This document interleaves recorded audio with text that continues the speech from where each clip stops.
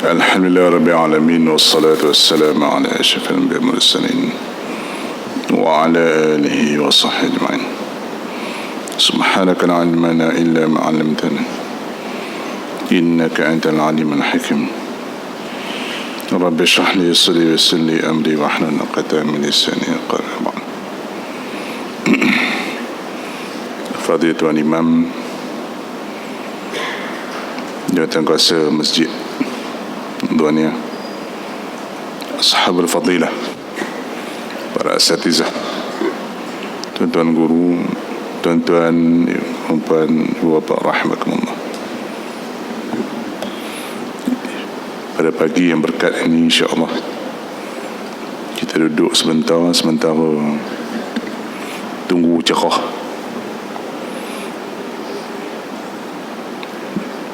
menyentuh sedikit tentang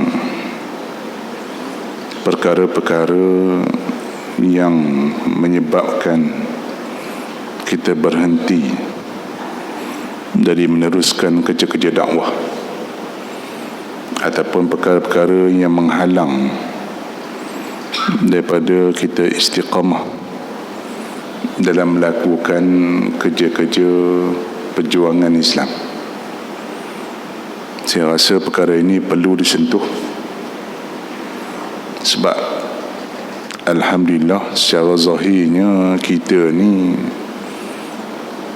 taklah kata kita terbaik, tapi kira tergolong lah insya-Allah dalam geng masjid. Orang kata geng masjid, geng surau, AJK masjid, AJK surau. Kalau sembang aku tu berhak kat luar tu lain ceritanya, dia labun. Jadi setiap orang ni rupanya dia ada penyakit kan? Dia bukan setakat orang kaki maksiat, dia ada penyakit. Orang kaki maksiat tu tambah yang tak semayang, tak puasa tu tai lah, tai. Tu dah dia iblis hantar setan pangkat kopral dia yang pergi. Kita kena faham bahawa setiap di kalangan kita ni ada level-level yang mengganggu kita, menggugat kita. Kalau kita tu tahap orang fasik, mungkin prebet je, prebet kopral dia yang bagi kita tak semayang, tak puasa, terus dalam maksiat sebagainya. Kalau kita tu pak lebay sikit, mungkin sajan yang mari, mungkinlah saja meja yang mari. Kita tu naik besar sikit, ustaz pula, mungkin lieutenant yang mari. Mari imam besar, kapten lah mari. Ya. Ada riwayat berlaku pada Imam Ahmad radhiyallahu anhu, seorang ulama besar, ulama hadis, ulama sufi. Saat-saat dia nak meninggal, dia macam mengerang sesuatu, macam agak sakit lah, agak sakit. Sampai anak dia mari tanya, ayah kenapa ni? Anak dia main bisik tanya, kenapa ni? Tiba-tiba bunyi pelik. Kata Imam Ahmad, iblis datang kepada aku, cucuk badan aku untuk paksa aku murtad pada Allah Ta'ala. Itu dia. Bapak setan mari, bukannya kecil-kecil anak. Jadi jangan kita ingat bila kita duduk dalam ruang lingkup amal soleh, dalam ruang lingkup buat kerja kebajikan, kita tidak lagi diganggu oleh syaitan iblis. Tidak. Sebab tu dalam kerangka nasihat, Imam Ghazali rahimahullah menyebut sana ada beberapa golongan yang tertipu. Pertama, ada orang tertipu dengan usia muda dia, terus ralik dengan maksiat. Usia muda, badan sihat, duit banyak, dia rasa seronok, ralik, ghaflah dia dengan maksiat sebagainya. Ada orang tertipu dengan harta dia. Dia rasa harta dia tu boleh bawa dia, kekalkan dia hidup di dunia ni. Itu yang Quran sebut, jama'a amalan wa'addada yahsabu annama lahu akhlada. Ada spesies manusia kira duit dia roja, macam Haji Bakhil bin Lebay Kerekut. Tengok cerita Piramli, labu-labi. Siang kira duit, malam nak tidur kira duit. Tu orang kaya. Kita kira juga, kira hutang. Gitu. Jama'a amalan wa'addada. Tak salah mengimpul duit mengira, tak salah. Tapi yang salah kat mana? Yahsabu annama lahu akhlada. Dia menyangkakan dengan harta yang banyak, duit yang banyak itu, dia tak mati. Ni kan apa itu? Orang duit banyak, tunjuk dalam TV, kereta banyak, rumah banyak, tunjuk bilik besar, katil besar. Cuba tengok orang miskin, sedih muka dia, macam cerita orang Kuala lah. Orang Karet, orang Lempur, time getah murah, time hujan, mana yuk tanya ni, Kuala slow, duit tak ada, lapun slow, mana yuk Kuala. Cuba tengah duit banyak, getah mahal, mana yuk Ipoh, deras, bunyi tu deras. Labun dia tu lain, dia memang macam tu dah rupanya orang. Nak tahu orang tu ada duit tak ada duit, tengok gaya jalan pun tahu. Macam cerita Piramli tu, si Aziz bila kaya tu, saya mesti tukar saya punya jalan. So, saya dia orang kaya, mesti tukar saya punya jalan. Piramli tu ngajar kita. Boleh kena cara orang kaya jalan, orang miskin jalan, dia lain apa. Jadi pasal apa? Orang kaya dia ingat dia tak mati. Yahsabu annama lahu akhlada. Ada orang tertipu dengan adik-beradik dia, keluarga dia, pengaruh dia. Masa dia rasa adik-beradik dia ramai, dia rasa pengaruh dia banyak, follower ramai. Dulu follower politik, follower Instagram pun kira, follower Facebook pun kira, follower YouTube pun kira. Berapa orang dah tengok YouTube aku? Oh, seronok. Ada 100,000 like. Oh, seronok. Tak apa dia seronok, aku pun tak tahu. Seronok pada benda yang tak ada faedah. Tertipu dia.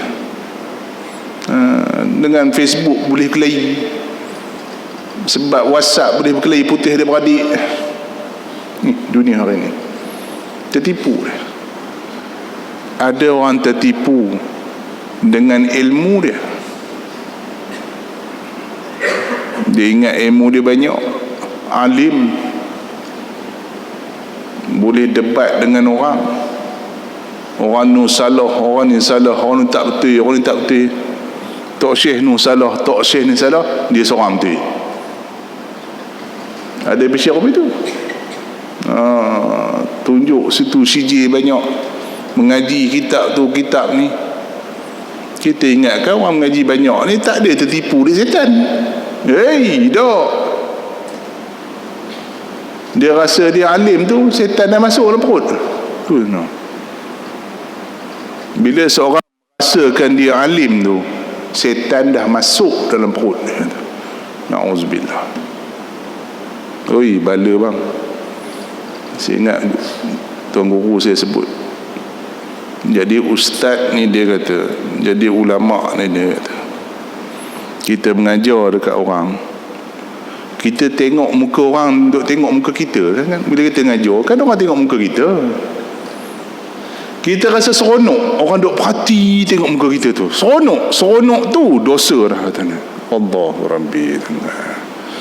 Pasal apa kita rasa orang terpesona dengan percakapan kita, ilmu kita, kita rasa kita alim pada orang lain sebagainya. Na'udzubillah. Dan yang paling tak guna, kata Imam Ghazali,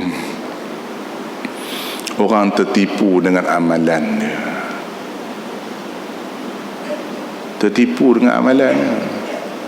Rasa banyak benar pahala aku ni. Dia mari orang itu. Dia mari orang itu bang. Kan? Kita rasa aku ni daripada muda lagi duduk kat masjid ni. Daripada muda lagi duduk pondok, sekolah harap, kaki surau, kaki masjid, majlis ilmu aku pergi. Wayang sekali pun tak pernah pijak. Tak usah kata karaoke ke, pergi dandut ke, tak ada. Aku ni dia kadang-kadang tu dia bukan labur dengan orang ramai, dia duduk sorang-sorang jadi roja, sambil tengok cermin dia, sambil betul serban, betul kepiah, tengok dalam cermin tu, geling kepala, dia geling kepala tengok cermin tu. Heran betul, macam mana aku baik benar. Astagfirullah. Ada ke bang? Ada ke dalam perut itu? Ya Allah, ya Allah, dia mari tu, dia mari. Heran dia, macam mana aku boleh baik benar ni? Orang lain bayar aku ni daripada muda kaki dandut, dah pencen baru main masjid. Aku ni daripada muda kaki masjid. Pelik betul. Macam mana aku baik benar? Astaghfirullahalazim. Dia mari tu. Dia mari benda-benda macam tu. Rupa-rupanya tuan-tuan, benda-benda rupa itu menyebabkan kita slow. Antara tanda kita tertipu dengan ilmu kita, tertipu dengan amalan kita, tertipu dengan kebajikan yang kita buat, itu antara tanda kita tertipu, kita dah mula slow. Slow apa? Slow dah nak pergi mengaji, slow dah nak pergi dengar tazkirah, slow dah nak pergi join usrah, slow dah nak jadi AJK masjid. Tak nak. Ada awak dengar, penat dah ustaz, awak tak lalu dah, bagi orang lain dah.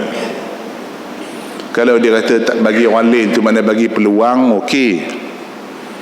Mana bagi peluang orang baru yang lebih baik, tu okey. Tapi kalau pasal dia nak letak jawatan, pasal dia rasa dia banyak benar dah khidmat, tu bala. Itu bala.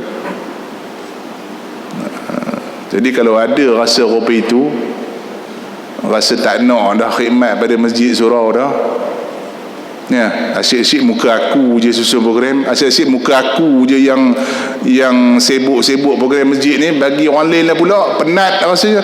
Bila kita rasa penat tu je bang, saya nak tanya satu soalan je, awak ni mulut je labah kan? Ada dah AJK masjid cakap apa itu, awak cakap senang satu soalan je, haji apa ustaz, dapat nombor berapa dah, dapat tiket nombor berapa? Dia tanya balik, tiket apa ustaz? Tiket syurga, bukan tiket bola final alami, bukan. Tiket syurga dah dapat belum? Kalau haji dah dapat dah tiket syurga, malaikat bagi tahu ni tiket syurga, okey.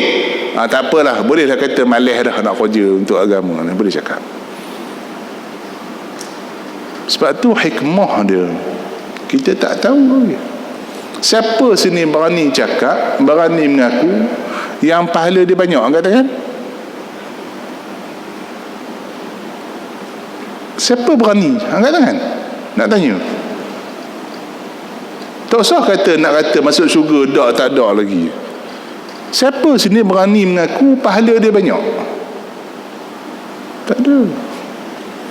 Tak tahu kita. Siapa sini berani mengaku dosa dia dah Tuhan ampunkan dosa dia? Angkat tangan.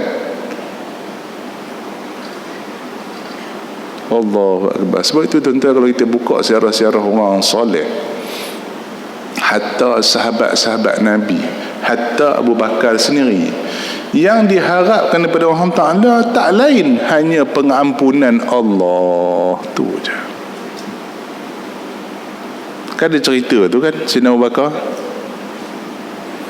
dalam peristiwa terfitnahnya Aisyah, anak baginda, isteri Rasulullah, dikatakan melaku benda yang tak baik dengan seorang sahabat juga, Safwan nama dia. Ya, satu hari Aisyah musafir, Rasulullah tak ikut. Adalah hari apa saya tak ingat.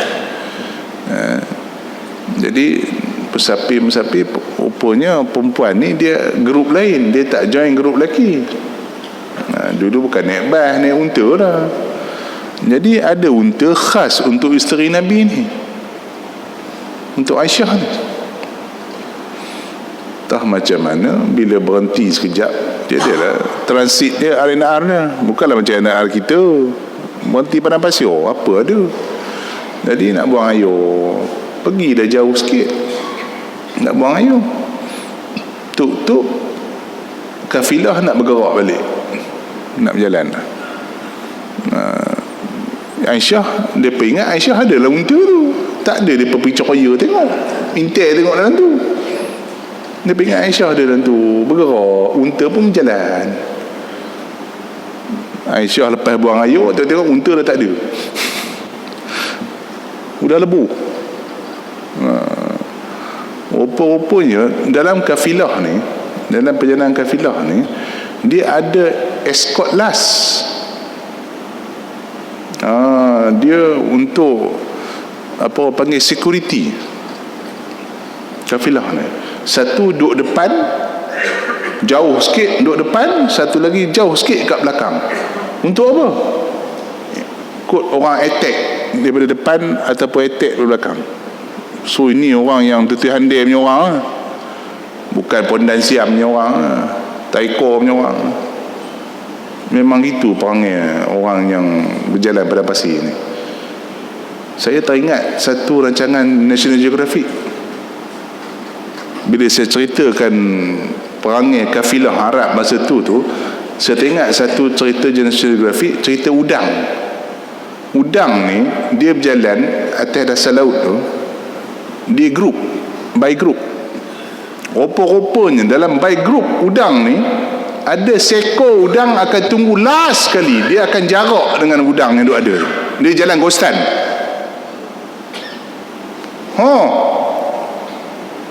Dia akan jalan ghostan, tengok siapa-siapa nak serang geng dia. Udang pun patuh pada persatuan, pada geng. Orang makan kawan ni memang tak ada guna memang orang. Udang yang kita kata otak udang tak sekolah pun reti setia kawan. Dia taat bos dia. Bos suruh duduk belakang, dia tunggu dia jalan ngondur dia tengok kok siapa nak serang geng dia. Allah. Jadi orang yang duduk belakang dalam kumpulan itu ialah sahabat Nabi nama dia Safwan. Orang muda, cergas, ada kuda pecut dan sebagainya. Tengok lalu nampak ada macam orang dekat padang pasir. Dia pun turun kuda, tengok siapa dia. Tengok Aisyah, isteri Nabi. Macam mana nak buat? Orang dah jauh ke depan lah. Jadi dia pelawalah Aisyah naik kuda ke unta, saya tak pasti. Naik, bukan naik sekali, Aisyah naik, dia tuntun. Tu yang lambat sampai. Kalau dua-dua naik pecut, cepatlah kerjanya, bolehlah hambat kafilah depan tu. Tapi menghormati Aisyah radhiyallahu anha, isteri Nabi anhuma, maka Aisyah seorang je naik, maka dia jalan depan. Jadi lambat sampai orang lain dah sampai dah ke Madinah, tengok-tengok dua orang baru sampai. Jadi cerita sampai terfitnahnya Aisyah. Jadi satu tomahan yang besar pada baginda Aisyah. Sampailah yang mengutuk Aisyah itu sendiri bukan orang lain, adik-beradik Abu Bakar sendiri, sepupu sepapat Abu Bakar sendiri, yang selalunya Abu Bakar support, bagi bantuan, bukan BRIM, BSH dah tukar, dia bagi bantuan. Adalah Aisyah, Abu Bakar ni kaya, orang bisnes. Jangan ingat Pak Lebay tak boleh buat duit. Abu Bakar businessman, Umar businessman, kaya-kaya. Osman jutawan, Talha Zubair kaya, Abdul Rahman bin Auf jutawan. Yang miskin Ali seorang. Ali miskin bukan pasal makan tidur kerja, tak, pasal dia tak kumpulkan harta dia. Dapat duit habis bagi kat orang, dapat duit habis bagi kat orang. Tu Ali punya style. Jadi bila turun ayat Quran membersihkan Aisyah dan pecah cerita yang bawa tohmahan tu adik-beradik dia sendiri, adik-beradik Abu Bakar sendiri, bengang dia. Selama ni aku duk bagi korang duit, support korang buat taik kat aku. Marah Abu Bakar. Sampai Abu Bakar kata, aku tak nak bagi bantuan lah, lantak korang lah, tak nak bagi bantuan lah. Turun ayat Quran pula menegur Abu Bakar. Tu dia hebat sahabat Nabi. Ditegur Allah Ta'ala dalam Quran. Kita tak ada siapa nak tegur lah. Apa itu, ulama' nak tegur kita maki ulama' balik. Itu pasal jadi Abu Bakar dia tegur dalam Quran. Buka dalam surah An-Nur, buka ya, apa ayat Quran tu, mafhum lebih kurang.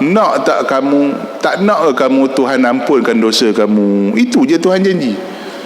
Kamu maafkan balik adik-beradik kamu tu bagi bantuan balik, dan Tuhan ampunkan dosa kamu. Nak ke tak nak? Itu lebih kurang mafhum ayat. Saya tak ingat matan ayat Quran. Dengar ayat tu turun, Abu Bakar pun kata pada Rasulullah, ya, aku nak Tuhan ampun dosa aku. Tuan-tuan ingat Abu Bakar ada dosa ke?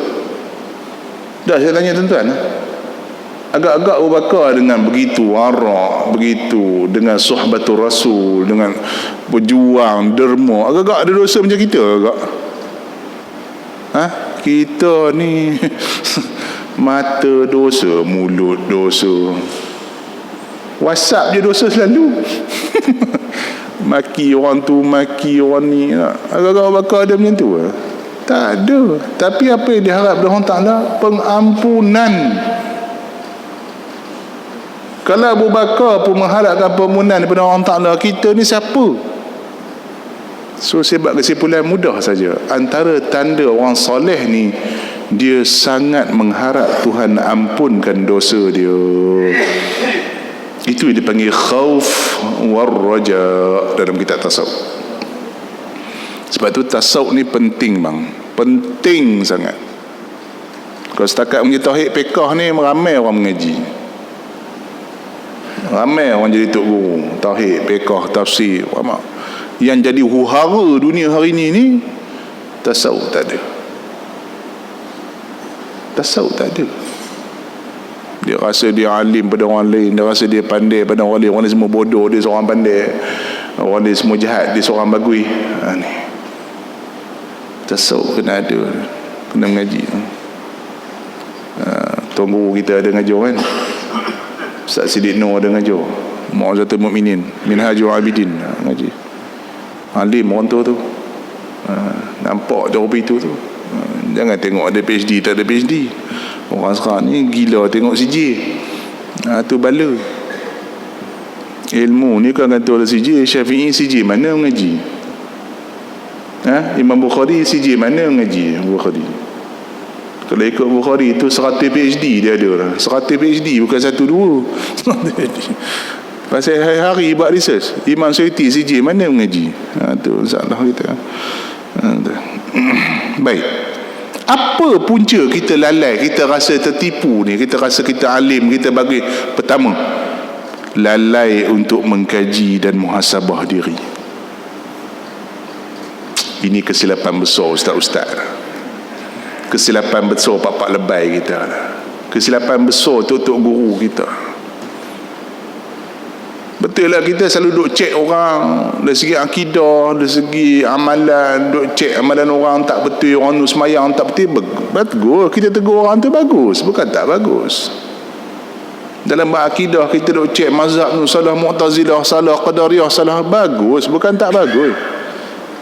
Tapi selalunya lah kita lupa nak cek diri sendiri. Kalau jadi guru tarikat ni, kita duk cek makam zikir orang, duk cek anak murid ni wirid berapa, anak ni wirid, bagus. Tapi itulah, kadang-kadang tok guru lupa cek diri sendiri. Menyebabkan kita tak sedar yang kita tu dah tahu. Na'udzubillah. Ya, na'udzubillah. Lalai untuk mengkaji dan muhasabah diri sendiri. Saya teringatlah satu orang, banyak tokoh-tokoh yang hebat ni. Saya ambil Abu Hanifah lah. Abu Hanifah seorang lah. Tuan-tuan kenal Abu Hanifah? Imam Abu Hanifah Nu'man bin Sabit, lahir tahun 70 Hijrah, meninggal 150 Hijrah.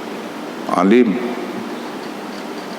Kata Imam Syafi'i, seluruh umat dunia ni, kata Syafi'i, berhutang pekah kepada Abu Hanifah. Seluruh manusia dunia ni, kata Syafi'i, berhutang pekah kepada Abu Hanifah. Mana sebelum Abu Hanifah ni hidup, pekah tak tersusun macam kita mengaji hari ni, berterabur. Tok guru ni ngajar kitab ni sikit, tok guru ni ngajar kitab sikit, yang menyusun pekah macam yang kita mengaji hari ni Abu Hanifah punya alimnya, ya Allah. Jadi tah macam mana satu hari orang duk puji over Abu Hanifah. Dia kata, apa tahu tak syekh kita ni macam mana, rajin ibadat, mulai tak berhenti, cepat viral benda macam tu. Dulu bukan ada WhatsApp, tapi boleh viral juga. Sampai berita tu ke telinga Abu Hanifah, yang mengatakan dia rajin tahajud. Dia tahajud juga, bukan tak tahajud macam kita. Kita terkejutnya, bangkit terkejut dan terkencinnya, bangkit tu je, nak terberak tengah malam tu je. Ulama macam Abu Hanifah ni memang tahajud selalu. Kita sekali-sekala pun okey lah, okey, dia selalu. Tapi yang dia dengar tu lebih daripada apa yang dia buat. Yang dia dengar dia orang puji dia tu lebih pada apa yang dia buat. So apa dia buat? Apa tindakan Abu Hanifah? Start daripada hari tu dia dengar benda tu, kata ulama ataupun anak murid, dia kata Abu Hanifah qiyamul lail tidak berhenti selama 40 tahun.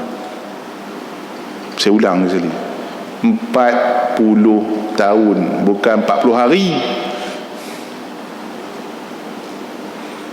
Qiyamul lail kita macam mana? Kita kalau qiyamul lail, kalau kita tuan-tuan lah qiyamul lail, sekali subuh 5.50, kalau boleh bangkit 5 suku 5.20 semayang tu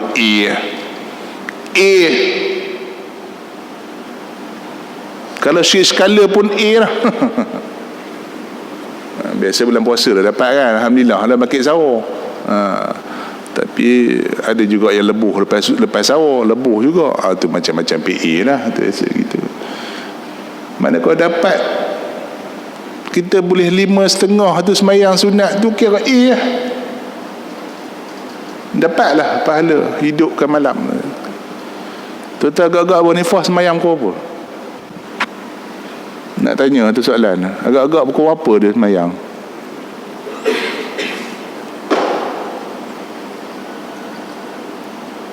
Bukan kita tanya pukul berapa dia mula semayang. Kita nak tanya pukul berapa dia tidur. Tu soalan. Tak. 40 tahun tu ulama kata dia tak tidur dah malam. Tak tidur. Dia tidur siang sikit je, ganti penat. Tu je. Boleh ke bang? Tak lah. Bukan level kita. Pasal apa? Dia tak mau tu. Dia tak nak orang puji dia lebih daripada apa yang dia buat. Itu. Kita jauh lah bang. Muhasabah diri sendiri. Itu nombor satu. Yang kedua, lagi tak guna, nombor dua. Apa dia?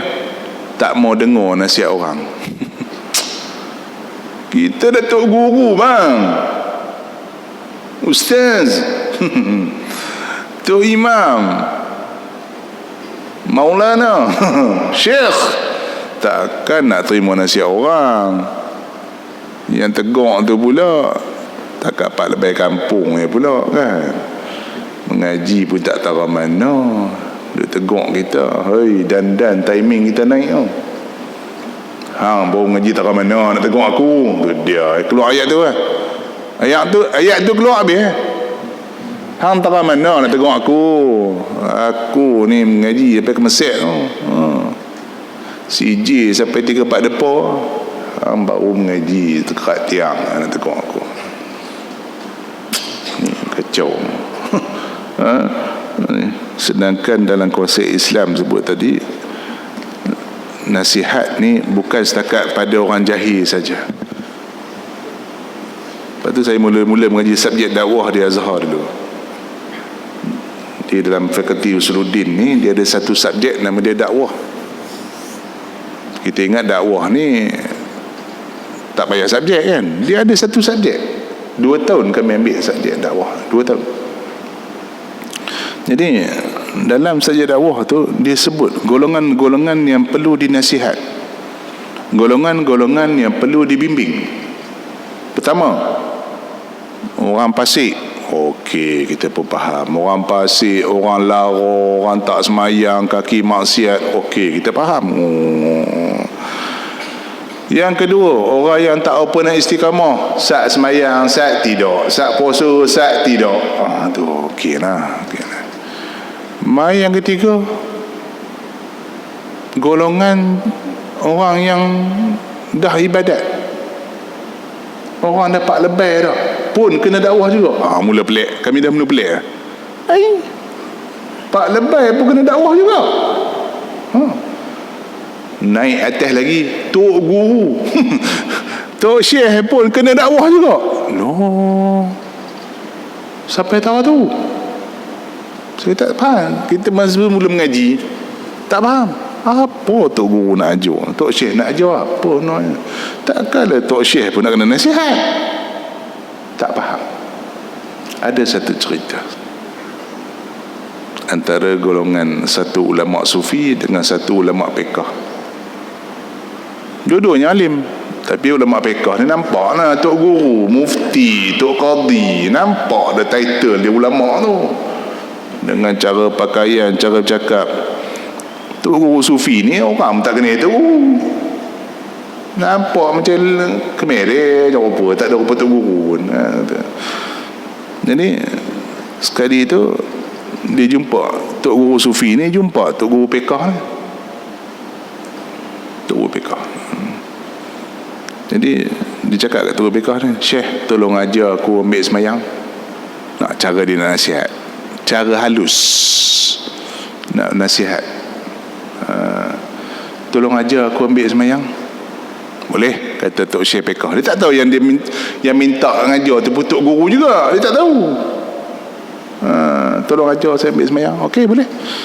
Kamu buat aku tengok kata. Kamu buat aku tengok. Okey, buat. Dia pun ambil semayang, ambil basuh muka. Tapi dia basuh 4 kali. Basuh muka 4 kali, basuh tangan 4 kali, basuh kepala 4 kali, basuh telinga 4 kali, basuh kaki 4 kali. sempurna belaka, tapi lebih 4 kali. Kita belajar dalam fiqh sunat 3 kali. Jadi habis ambil semayang pun dia tanya Syekh, dia tanya Tok Guru fiqh dia, macam mana Syekh? Okey aku ambil semayang tadi. Okey kata Syekh fiqh, tak ada masalah. Okey, nampak lengkap semua, cuma satu lah dia kata, kau ambil 4 kali. Dalam hukum dia kata sunat 3 kali lebih makruh. Tu buah dah. Yang tu buah nak bubuh tu makruh Syekh, makruh. Ambil wuduk 4 kali. Pasal apa makruh? Membazir. Membazir. Kalau ambil semayang pun ada membazir. Dia kata agak-agaklah kehidupan dunia ni ada tak membazir? Buat rumah, beli kereta, baju, ada tak membazir? Dia nak tiba Tok Guru fiqh ni. Sebab Tok Guru fiqh ni joli duit habis banyak. Senyap, kena aku hari ni, kena. Tapi cara halus lah, cara halus, cara beradab.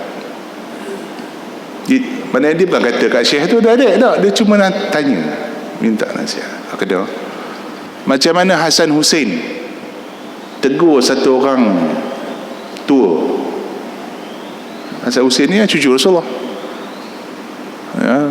tentulah orang yang cukup ada ilmu sebab cucu Rasulullah. Jadi satu hari dia pergi tengok satu orang tua ambil semayang tak betul, adalah tak kena ambil semayang ni. Dia macam mana nak tegur orang tua ni? Budak nak tegur orang tua, macam mana cara? Tapi tegur pakcik ni tak kena. Tu biasa kita buat apa itulah, cara kita biasa. Tapi ialah cucu Rasulullah kan, terdidik dengan akhlak yang baik sebagainya. Dia berkata, pakcik, tolong tengok kami nak lawan ambil semayang. Kami dua orang ni, Hasan Hussein ni lawan nak ambil semayang. Pakcik tolong tengok siapa yang paling baik ambil semayang antara kami. Okey. Dia kata, padahal pakcik pun tak bererti juga, tak mengaji, tak tahu. Dia pun tengok Hasan Hussein ambil betul. Tengok rupanya yang dibuat dari Hasan Hussein tu lain daripada apa yang dia buat, tak sempurna. Dia buat tu tak sempurna. Macam mana Hasan Hussein buat, baru dia tahu yang Hasan Hussein ni bukan nak tengok siapa bagus, nak tegur dia yang dia ambil wudu tak betul. Tu dia. Rupa-rupanya tuan-tuan, hidup kita ni kena dengar nasihat. Ad-dinu an-nasihah. Agama ni nasihat. Kena dengar nasihat selalu. Nabi pun ditegur oleh Allah Ta'ala dalam beberapa kes. Ini kan pula kita. Itu dah. Nombor 2. Nombor 3, ini yang kita tak perasan. Kenapa kita rasa kita hebat? Kenapa kita rasa berhenti nak berjuang dakwah? Antara sebabnya kita terlampau keras, nak keputusan cepat. Hari ni buat program, besok kita mari Kuala ni tahun 2000 contoh. Jadi AJK masjid tahun 2005 contoh. Kita tahu orang Kuala ni berapa persen orang tak semayang. Kita tahu orang Kuala ni berapa persen yang kaki lara. Kita target 3 bulan buat program, satu Kuala jadi ustaz semua. Kacau begitu.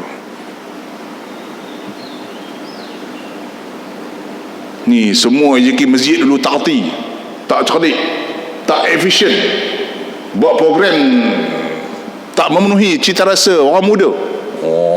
Ni bukan orang Senimbang, bukan AJK masjid ni, tempat lain. Contoh. Kena pula sekarang tak mari dah bulan depan. Contoh, mentang-mentang lah kita tu lulus universiti, kita tu orang yang pengaruh di universiti dulu, kita tu orang yang pandai bercakap, pandai buat program, betul. Tapi kadang-kadang bukan apa yang kita harap akan menjadi begitu. Tak. Dia ambil masa. Kita jangkakan, sebab tu dalam buat program apa pun, jangan jangkakan 100% berjaya. Bagi ruang sikit, cloud sikit. Kegagalan tu mungkin ada. Kita jadi tok guru, jadi ustaz, didik anak murid, ya, Kita nak anak murid macam kita mengaji, mana mahu bang? Kita duduk pondok, tok guru rotan kita tak lari. Tok guru suruh hafal kitab, kita hafal. Tok guru tak suruh hafal kitab pun kita hafal dulu. Anak murid dulu. Lah. Nah, angkat rotan belah, tak main masjid dah. Tak mengaji dah. Kena raikan benda-benda macam tu. Jangan terlampau keras, jangan terlampau rigid. Bahasa hari ni panggil rigid. Tak ada ruang langsung untuk berbincang, tak ada ruang langsung untuk gagal. Kena bagi close sikit, bagi ruang sikit. Kita kena faham, ya. Ni AJK masjid tak mari, ada lambat sikit. Ni apa ni main lambat mesyuarat? Duk kutuk macam tu. Janganlah. Kita muda lagi, anak baru seorang. Pak Haji tu anak 8. Nak pergi hantar anak sekolah, bini dia kena gaut pula, lambatlah main mesyuarat. Contoh. Kena lagi aku rasa. Tak main dah bulan depan. Itulah macam syarat-syarat sekolah pun macam tu lah. Mentang-mentang lah kita guru besar boleh datang awal. Saya masuk dalam satu program, dia tegur program anjuran. Guru besar marah pada cikgu-cikgu, kenapa datang lambat? Saya guru besar boleh main 7 suku, cikgu 7.30 pun sampai. Marah cikgu. Boleh lah guru besar tak nikah, laki tak ada, anak tak ada. Pukul 7, pukul 6 boleh sampai. Tidur kat masjid sekolah pun boleh. Cikgu lain tu anak ada, bini ada, nak pergi hantar anak sekolah lagi, nak masak pagi kat sana lagi. Dia dah compare diri dia dengan orang lain. Jangan bandingkan diri kita dengan orang lain. Terima kelemahan orang lain dan organisasi. Jangan rasa kita je lebih hebat daripada orang lain. Bila kita rasa kita hebat daripada orang lain, kita akan rasa jemu, kita akan rasa malas, kita tak mau terlibat dah. Tak mau luar. Ni masjid yang tak boleh harap lembab. Mula boleh bang. Sama dan jemaah, organisasi, persatuan, parti, sama. Kalau macam tu perangai kita, duduk mana pun tak boleh. Duduk mana pun kita tak boleh. Dalam jemaah tak boleh, dalam parti tak boleh, dalam geng masjid tak boleh, dalam apa, dalam grup WhatsApp pun tak boleh. Tu kena remove. kena remove. Mudah nak mengamuk. Tu dah. Kena buang grup WhatsApp pun nak mengamuk. La ilaha illallah insyaallah. Ada gitu keterlaluan melakukan benda-benda yang tak penting. Tentang kita ulama duk bahas. Jadi ustaz duk bahas benda kecil-kecil, benda pekah rumi-rumi yang benda halus-halus. Ulama bahas ustaz, tengoklah ulama zaman bila. Sambil contohlah, tuan-tuan dalam kitab pekah yang paling terkenal ni, Tok Guru Pondok selalu baca kitab ni, Nihayatul Muhtaj dengan Tuhfatul Muhtaj. Biasa dengar? Tak dengar. Nihayatul Muhtaj karangan Syekh Ramli, Imam Ramli. Tuhfatul Muhtaj karangan Syekh Ibn Hajar. Dua-dua ulama Mesir sezaman. Dua-dua ulama Mesir sezaman. Jadi kitab ni agak popular pada orang pondok. Dia orang ni selalu berbalah lembat kecil-kecil. Contoh, saya nak buat contoh. Ingat mengaji dengan Tok Guru dulu, arwah Tok Guru. Kalau musim buah, kalau pokok buah, macam kita pokok buah kita royan, manggi kan. Katalah kita tengah duduk kebun nak terkencin, seorang nak terkencin, seorang nak terberak. Jadi bahas mana lagi teruk, kencin ke berak dekat pokok. La ilaha illallah. Duk bahas. Ada, saya tak pasti mana satu. Seorang kata kencin lagi teruk, seorang kata berak lagi teruk. Yang kata kencin teruk siapa? Kencin ni tak nampak, takut dia kencin kat pokok tu, selagi buah kena kencin tu, orang pergi ambil makan. Satu. Seorang dia kata berak lagi teruk, sebab kalau nampak tahi langsung orang tak makan buah tu, membazir. Itu kan ulama bahas, tapi tengoklah zaman dia zaman bila. Ulama tu hidup zaman kegemilangan Empayar Osmania. Islam masa tu pegang kuasa dunia. Tak apalah bahas pasal pokok pelam pokoknya. Lah Islam duduk tak mana? Tu jadi ulama kena cerdik tu. Duk bahas wirid pas sembahyang bid'ah ke dak? Mudah nak kena. No. Duk bahas selawat lepas tarawih, selang tarawih bid'ah. Tak payah bincang lah bab tu bang, benda halui. Hang nak buat, tak mau buat sudah. Dia kata ulama Malaysia je buat, ulama lain pun buat. Aku duduk Mesir, orang Arab buat. Tok guru aku bodoh sangat ke kat Mesir tu? Tentu jangan ingat kita orang Malaysia je selawat tengah sembahyang tarawih. No, Mesir buat. Kalau bilang tu ada Pak Syekh siap baca Quran lagi kita tengah sembahyang. Rehat sat baca Quran dulu. Kita kalau rehat baca Quran dulu kita belah, tak tunggu dah. 4 rakaat relax sat, minum dulu, baca Quran dulu, rehat, baru sambung pula. Agak-agak kalau lepas ni macam okey. Pakai tak ada. 4 rakaat terang, tinggal tu bilang dengan tu imamnya. Tu. Jangan duk komplain sangatlah benda kecil-kecil macam tu. Banyak topik yang kita nak bincang ni. Mu tak semayang. Hak tolak Islam, hak liberal tu. Sebab bila kita duk sibuk benda kecil, pertama kita akan jadi lemah, takkan settle. Bincang bab kecil ni takkan settle. Bincang bab khilafiyah mazhab, duk bincang benda sunat, tak sah. Duk bincang pula hadis yang Syafi'i buat hujah kunut subuh tu dhaif. Hang siapa nak akan banding hang dengan Syafi'i? Hang siapa? Hantar mana dia tu orang kata, hantar tak Syafi'i kata dia tu sahih? Macam mana dia tahu? Dia kaji. Hang kaji tak? Tak, dengar orang kata. Tu beza hang dengan Syafi'i. Syafi'i mujtahid, hang tak. Dengar je lah ulama bahas, sudah. Benda kecil-kecil tak sadar berdebat. Ni kesilapan ustaz-ustaz zaman moden. Duk bertekak benda tak ada faedah, benda besar-besar kita tinggal yang sepatutnya orang murtad ni, Melayu dah jadi Cina, Melayu dah jadi Hindu pun ada. Saya duduk dengan KL, kita habis semayang, dia tak semayang. Tanya pasal apa? Saya lain dah. Tuan-tuan faham maksud lain dah tu apa dia? Anak Melayu, mak pak Melayu. Saya lain dah. Tanya kawan, lain tu maksud apa? Dia lain dah ustaz. Ini tak mau terima Islam dah. Tu dia. Tu budak Melayu kita. Yang ustaz-ustaz duk bertekak wirid pas sembahyang bid'ah dah. Katuk kepala orang kat mimbar tu, tahu. Sebab penat. Seorang duk timbul, seorang duk jawab. Seorang duk timbul, duk bertekak, tak habis kerja. Ni kerja banyak nak buat, tak buat. Orang kafir duk serang negara Islam, kita tak kerti nak cakap apa.